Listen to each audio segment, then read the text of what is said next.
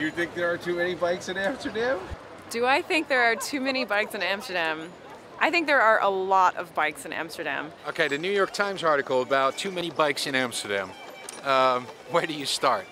It's one in a line of many, where the Beltway is trying to put together this message saying that you don't want to aspire to be like Amsterdam, or bikes are not necessarily a good thing for people to go around on. There was a New York Times article saying Amsterdam is swamped by a sea of cyclists. Your same newspaper has been writing these same articles for almost 100 years.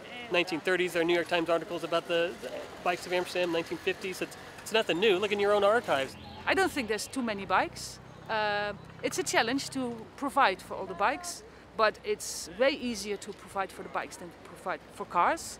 Specifically, this article was about framing it in a way that, you know, it's just a failed experiment, and we're now dealing with the mayhem. There'll never be too many bikes in Amsterdam. There'll never be too many bikes anywhere. There are too many cars in Amsterdam. There are too many scooters in Amsterdam, that's for sure. The mayor of Amsterdam in the late 1950s said, in 30 years' time, no one's going to be riding a bike in Amsterdam.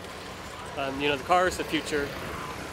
The businessmen, political parties were all for it. The communists and labor and socialist parties, they were all for it. So the cars completely overwhelmed the city in the 1960s. You know, where we're standing, there were cars parked absolutely everywhere. You barely see a parked car from where I'm standing right now at all.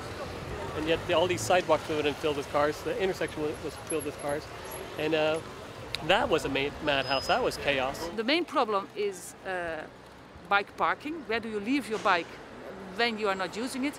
If you would turn maybe 10% of all the car parking places into bike parking places, the problem would completely be solved. There are too many junk bikes in Amsterdam and every other Dutch city, and that's a societal problem. People buy junk, and it costs too much to maintain things, so then their bike gets a broken wheel, a flat tire, they go to the bike shop, it costs too much to repair it, they park the bike, it gets abandoned eventually, and then the city has to clear the bikes out periodically. That's it. Sometimes during rush hour, it gets a little intense out there. I mean, you're so close to the other person that you're even bumping elbows. But it's all in good jest. I mean, people will still say sorry or, you know, excuse me.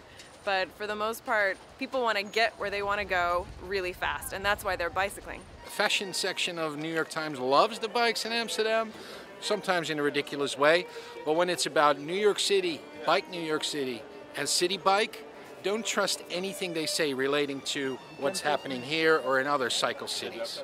Because it's overblown, taken out of context. Well, there's news.